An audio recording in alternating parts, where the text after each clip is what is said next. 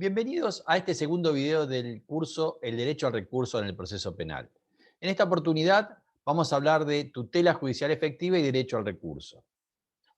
Como señalamos en el video anterior, está en discusión si la idea de tutela judicial efectiva, que conforme al Sistema Interamericano de Derechos Humanos está previsto en el 8.1 y el 25.1 de la Convención Americana, tiene como una de sus manifestaciones, una de sus aristas, esta idea del derecho al recurso en el sentido técnico que le estamos dando a este curso.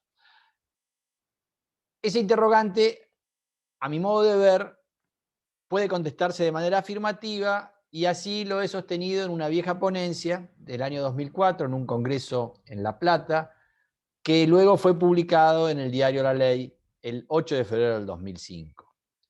Lo que pretendo es renovar esos argumentos en este video. Claramente el 8.1 habla del derecho a ser oído y extraer de allí el derecho al recurso puede ser excesivo porque habla del derecho a ser oído por un tribunal, pero no señala que debe ser oído dos veces ante después un tribunal superior. Distinta es la conclusión a la que uno puede llegar teniendo en cuenta el 25. Porque el artículo 25.1 de la Convención Americana dice toda persona tiene derecho a un recurso sencillo y rápido o a cualquier otro recurso efectivo ante los jueces o tribunales competentes que la ampare contra actos que violen sus derechos fundamentales. Y aquí aparece la palabra recurso dos veces, desde donde allí es más fácil extraer esta idea del recurso. Pero la pregunta es, ¿esta norma efectivamente se refiere a los recursos en el sentido técnico restringido de este curso? Y una respuesta posible es que no, y ese no viene dado en que el 25.1 lo que establece es el recurso del amparo, o en materia penal, el del habeas corpus. Y en base a esta conclusión es que encontramos en nuestro país doctrinarios de prestigio que van a sostener que el 25.1 no alude al derecho al recurso, justamente por ser el amparo, y con apoyo en esta opinión consultiva de la Corte Interamericana, la 8 del año 1987, en cuyo párrafo 32 señala que el artículo 25.1 prevé el instituto del amparo. Así lo concluyen Daniel Pastor, Luis García, Gustavo Herbel y Adrián Martín. Pero del otro lado aparecen doctrinarios de mucho prestigio que sí sostienen que desde el 25.1 e incluso del 8.1 surge el derecho al recurso, como una manifestación de esa tutela judicial efectiva. Allí encontramos a José Cafera Tanores y a Carlos Chiara Díaz. Y también allí encontramos un pronunciamiento de nuestra Corte Suprema, que es el fallo Yuri, del 27 de diciembre del 2006. Fallo que vamos a analizar en detalle en el próximo video. Mi idea es llegar a esta misma conclusión, pero con argumentos diferentes en el sentido de elaborar una construcción que no solo se refiera a la mera mención del 8.1 y del 25.1 de la Convención Americana.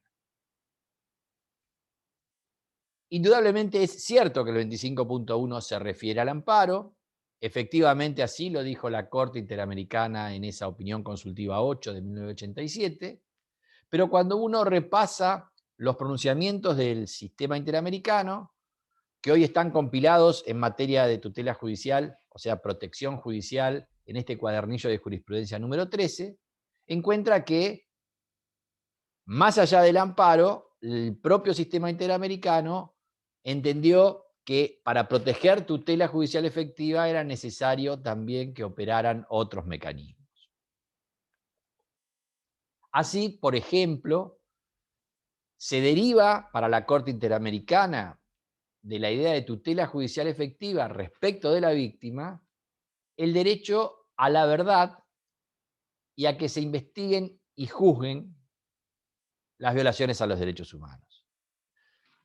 Esto así, por ejemplo, lo dijo en una sentencia la Corte Interamericana el 25 de mayo del 2010, en el caso Chitay-Nech, donde justamente afirmó en el párrafo 206 que tutela judicial efectiva implicaba el derecho a conocer la verdad, y para la víctima eso lleva a que los órganos competentes del Estado logren el esclarecimiento de los hechos que violen derechos humanos y establezcan las responsabilidades. Eso a través de la idea de investigación y de juzgamiento, siendo que también es una exigencia del sistema interamericano garantizar tutela judicial efectiva a través de la idea de reparación, con el concepto de reparación integral propio del sistema interamericano, aclarando la propia Corte que de todas maneras esta idea de investigar y juzgar es una obligación de medio y no de resultado, es decir, no se exige que se llegue a determinar la violación a los derechos humanos y la responsabilidad, o bueno, en términos penales sería determinar quién fue el autor del delito que violó derechos humanos. Pero sí es una obligación de medio, el Estado debe hacerle el esfuerzo para lograr descubrir esa verdad y en todo caso juzgar a los responsables. Así lo dice la propia Corte Interamericana en esta otra sentencia, García Ibarra. Pero más allá de estos alcances que le asigna la propia Corte respecto de la víctima, también ha señalado que otros mecanismos procesales diferentes al amparo son vías idóneas para garantizar tutela judicial efectiva. Por ejemplo, lo ha dicho en este caso que era de como un pueblo originario, donde dijo que la creación de un mecanismo conciliatorio creado ad hoc para resolver el conflicto en el caso, resultó un medio idóneo para garantizar tutela judicial efectiva. Este es un fallo del 2015, Comunidad Garífuna, Triunfo de la Cruz. Si otros mecanismos diferentes al amparo han resultado vía idónea, la pregunta es si los recursos pueden ser esos mecanismos idóneos para garantizar tutela judicial efectiva. Y la respuesta es que sí, y así lo ha dicho la Corte Interamericana por default, en el sentido de que en ciertos casos ha considerado que al no haberse previsto vías de impugnación en la modalidad de recursos, fue violada tutela judicial efectiva. Así, por ejemplo, lo dijo en este caso Ruano Torres, del 5 de octubre del 2015, donde señala que se habían rechazado recursos de revisión y que esos recursos de revisión habían impedido controlar si durante el proceso habría sido respetada la presunción de inocencia y el derecho a la defensa. Justamente del rechazo del recurso de revisión, la Corte termina afirmando que no hubo entonces una protección judicial adecuada y declara la responsabilidad por violar el 25.1.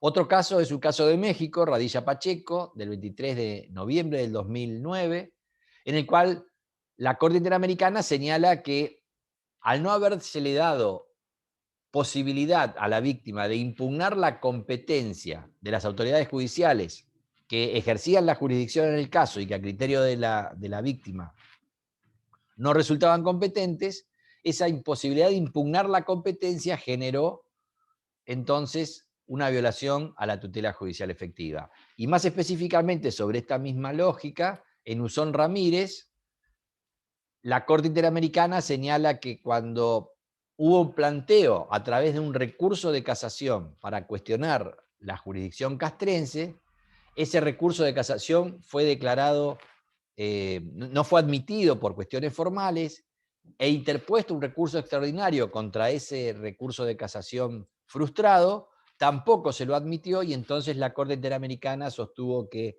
al no haberse aceptado esos dos recursos, se ha violado tutela judicial efectiva. La conclusión es que, en definitiva, no solo el amparo es un mecanismo que garantiza tutela judicial efectiva, sino que los recursos, entre otros instrumentos, pueden ser una vía idónea para garantizar tutela judicial efectiva. Ahora, esta afirmación no implica decir que cuando hubo una vía idónea, se necesita, para garantizar tutela judicial efectiva, que contra la decisión que se adopte en esa vía idónea, cualquiera fuere, es necesario que exista un recurso en el sentido técnico restringido del curso, para poder garantizar tutela judicial efectiva.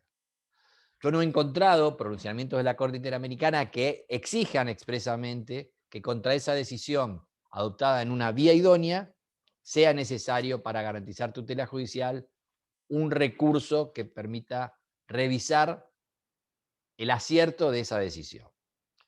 Sí, en cambio, encontré otras exigencias para que tutela judicial efectiva esté garantida.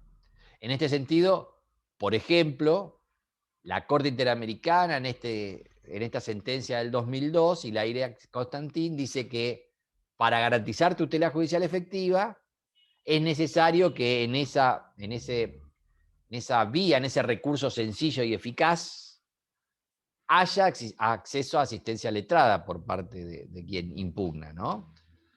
Y también otra exigencia para que tutela judicial esté garantizada es que la decisión que se adopte en esa vía idónea sea motivada, tenga fundamentos. Esto lo dijo, por ejemplo, en esta sentencia del 2018, San Miguel Sosa, en el párrafo 189. Ahora, puede haber ciertos precedentes de la Corte Interamericana que inviten a la confusión. Por ejemplo, en el caso Bayarri, un caso de Argentina, que corresponde con el secuestro de Macri, donde imputados por esas causas llegan al sistema interamericano como víctimas por haber sido violados derechos humanos.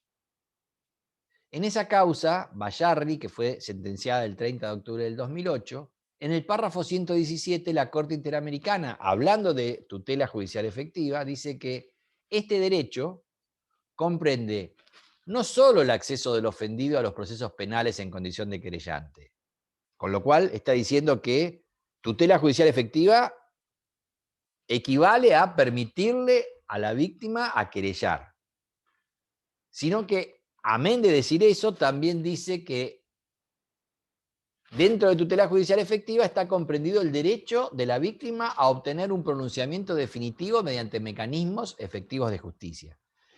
Que perfectamente esos mecanismos efectivos de justicia bien pueden ser recursos en el sentido técnico de este curso.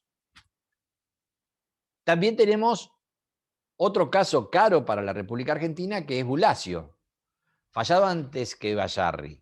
El 18 de septiembre del 2003, en el párrafo 121, dice: los familiares de la víctima, recordemos que Bulacio es un muchacho que había ido a un recital, tras el recital es detenido y muere en situaciones poco claras en una comisaría. Allí entonces la Corte Interamericana dice que los familiares de la víctima deben tener pleno acceso y capacidad de actuar en todas las etapas e instancias de los procesos penales internos, de acuerdo con la ley interna y con las normas de la Convención.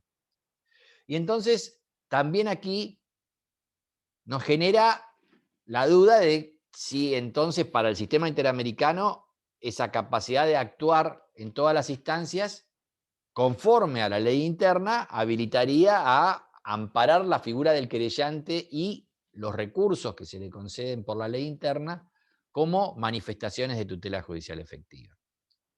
Y esa duda que se genera también porque en otro caso, Baldión García versus Perú, la Corte Interamericana reproduce el mismo argumento que en el caso Bulacio, se despeja teniendo en cuenta esta idea de que en Bulacio y en Baldión García aluden expresamente a que esa capacidad de actuar en el proceso y durante todas las instancias debe ser conforme a la ley interna. Y entonces la clave está en qué pasa con la ley interna. Y el camino para esta duda y cómo la despejaríamos lo trazó la Comisión hace bastantes años, en 1992, a través de dos informes, el 2892 de Argentina y el 2992 de Uruguay. En esos informes, la Comisión reconoce que expresamente el querellante no está previsto en los pactos. No hay un derecho de la víctima a constituirse en querellante y ejercer la acción penal. Pero a la par de afirmar esto, reconoce que varios sistemas penales argentinos tradicionalmente lo han consagrado al instituto del querellante. Y entonces tenemos este conflicto con un sistema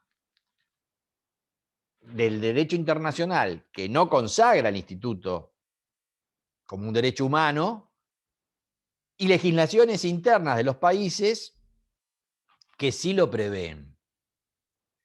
Y la Corte Interamericana en estos informes resuelve el entuerto, porque justamente tras decir que el querellante no está previsto en los pactos, pero reconocer que las legislaciones de los países latinoamericanos por tradición lo poseen, regulado, llega a esta conclusión. En esos países, aquellos que ya lo tienen previsto internamente, dicen que el acceso a la jurisdicción, lo cual es, como vimos en el anterior video, es sinónimo de tutela judicial efectiva, ese acceso a la jurisdicción por parte de la víctima de un delito deviene en un derecho fundamental del ciudadano.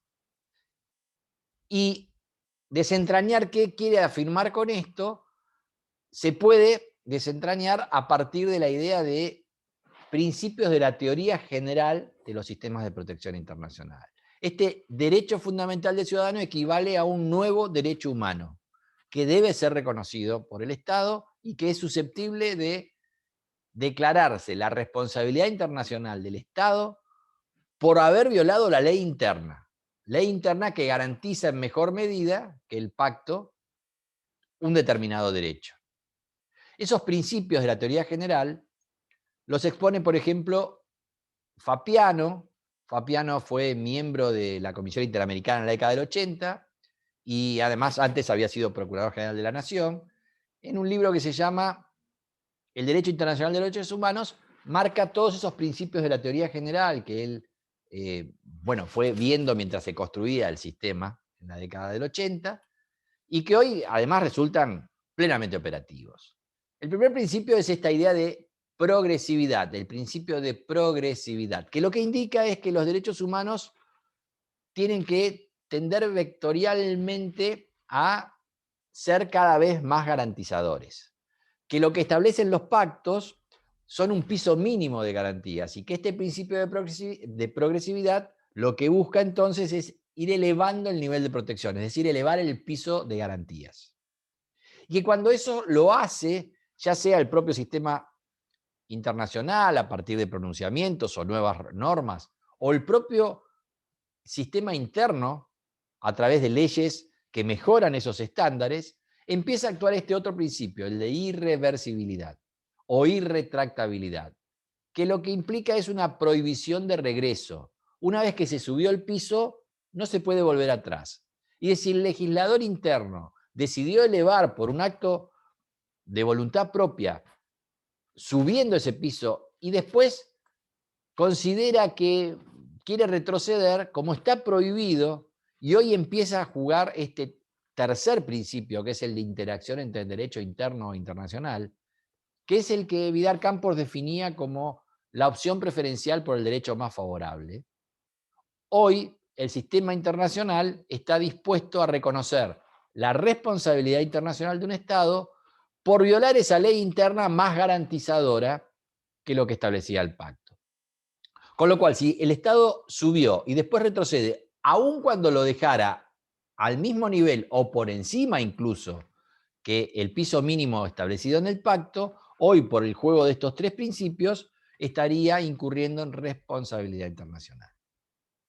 Y entonces, es en base a esta lógica de estos principios que llego a la conclusión que los países como la República Argentina, donde el querellante está consagrado en la legislación nacional y donde además la legislación nacional le da derecho al recurso, eso lo erige en un nuevo derecho fundamental del ciudadano, en los términos que la Comisión acuñó en esos informes 28 y 29 del año 1992, y entonces, como el derecho al recurso está comprendido dentro de esa legitimación como querellante, en definitiva, el derecho al recurso queda comprendido por esta ampliación dentro de la idea de tutela judicial efectiva. Esta es la conclusión a la que había arribado en aquella ponencia en base a estos principios derivados de la teoría general del sistema de protección internacional. Y así hay que leerlo para darle lógica a estas sentencias de la República Argentina, de la Corte Interamericana, que han sido Bulacio y Bayarri. En el caso de Bulacio, fíjense que dice: los familiares de la víctima deben tener acceso y capacidad de actuar en todas las etapas e instancias de los procesos penales internos, de acuerdo con la ley interna. Por supuesto que también menciona la convención, pero como nuestra ley interna es más garantizadora, el violar la ley interna genera responsabilidad internacional. La ley interna es la clave. Y con esa misma lógica hay que leer Bayarri, donde en Bayarri se afirmaba que tutela judicial efectiva comprende el acceso del ofendido a los procesos penales en condición de querellante. ¿Por qué? Porque la ley interna permite que la víctima se constituya en querellante. Y entonces también por progresividad, irreversibilidad y de interacción, sería responsable el Estado si no respeta ese acceso como querellante. Esta es la tesis que yo he propuesto y de la cual se hace cargo en su libro Derecho del imputado a revisar condena, Gustavo Herbel. Esta es su tesis doctoral. El tutor de esta tesis ha sido nada menos que Enrique Bacigalupo, y me honra considerando esta tesis que propuse. Y además me satisface porque dice que el argumento que la sostiene es consistente, pero no la comparte y por supuesto le formula críticas. Dice que no está exenta de críticas y las críticas que allí enumera en su libro transitan por estos lugares. Por un lado dice que se igualan situaciones diversas que ameritan tutelas específicas. Su idea es que debe existir un recurso asimétrico en todo caso, donde haya más garantías, más amplitud para la revisión del imputado. Y yo creo que tiene razón en esto, que se necesita un recurso asimétrico, y el hecho de que exista, por ejemplo, un recurso respecto de la víctima contra, por ejemplo, una absolución, me parece que no necesariamente viola esta idea de asimetría en la medida de que justamente garanticemos que el recurso del imputado sea más amplio, sea asimétrico en relación al de la víctima. La segunda crítica que formula mi tesis es que se termina hipertrofiando el concepto de tutela judicial efectiva porque es el amparo. Él queda anclado en que el 25.1 solo prevé el Instituto del Amparo, que como vimos en base a los precedentes de la propia Corte Interamericana, es trascendido como alcance del amparo. Finalmente, señala que la tesis que propongo no analiza sus consecuencias.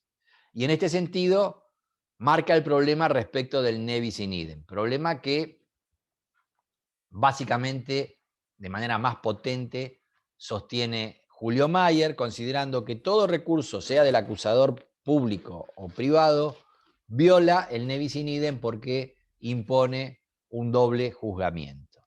La historia es que, más allá de que esa tesis no ha prosperado, porque la Corte Interamericana sostiene que esto no es así, que no hay violación al ne bis in idem por otorgar el derecho al recurso al fiscal o al querellante. Lo cierto es que el propio Herbel se encarga de señalar que el problema del ne bis in idem podría ser subsanado en tanto y en cuanto no haya reenvío. De hecho, nuestra Corte Federal hoy sostiene que no deben existir reenvíos, por eso aparece la idea de la casación positiva. Cuando un tribunal oral absuelve y se llega a casación vía recurso, la casación ya no anula y reenvía para el nuevo juicio, sino que dicta la propia sentencia condenatoria si revoca. Con esto entonces, el propio Herbel se encarga de dar cuenta que el problema del ne bis in idem puede ser evitado a través de la inexistencia del reenvío, que es la jurisprudencia hoy de nuestra Corte Federal. Pero sí marca un último supuesto como crítica, que no le encuentra solución, que es este caso problemático en el cual el agravio a través del cual se llega contra la absolución a la casación es la falta de prueba dirimente. Porque claro, si faltó practicar alguna prueba que resultaba dirimente, en la lógica que maneja Herbel, sería necesario el reenvío y entonces se violaría el ne bis in idem. Yo creo que esta crítica también es sorteable, en el sentido de que hoy perfectamente dentro de los regímenes de recursos modernos, se permite producir la prueba durante la etapa de sustanciación del recurso. Con lo cual, si el propio tribunal que está sustanciando el recurso advierte que lo que faltó es prueba que califica como dirimente, lo que tendrá que hacer es producir esa prueba en el ámbito de sustanciación de ese recurso y luego de producir esa prueba dicta resolución sin necesidad de reenvío. En definitiva, Gustavo Herbel no comparte mi tesis y afirma, por un lado, de que es positivo admitir la progresividad. Dice, sería posible interpretar en forma progresiva, siempre que sea retroactiva, lo cual parece sensato, los institutos dispuestos por el derecho internacional y que están reglamentados por el derecho interno. Desde esa perspectiva, es positivo lo que señala allí, pero entiende que no parece legítimo, en cambio, directamente crear institutos ajenos al pacto y otorgarles jerarquía convencional por el hecho de que los legisla la ley local, como resulta el caso del recurso del querellante. Y en este sentido, bueno, el primer aspecto es positivo, esta idea de pensar en el sistema de derechos humanos como un sistema progresivo. Como vimos, ese es un principio rector del sistema de protección internacional de derechos humanos, pero ceñirlo a que no pueden ser creados institutos, creo que implica no aceptar la idea de un activismo judicial del bueno.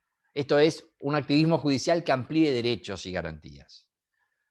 Como señala Manili, ese activismo judicial es aceptable y además plausible, digno de aplauso. No podemos olvidar que, por ejemplo, en el derecho interno, recién se legisla el Instituto del Amparo a partir de fallos de la Corte Suprema que con activismo judicial terminan admitiendo el Instituto del Amparo, los fallos Siri y Cot. Con lo cual, este activismo judicial del bueno no parece un problema, por lo menos desde mi perspectiva.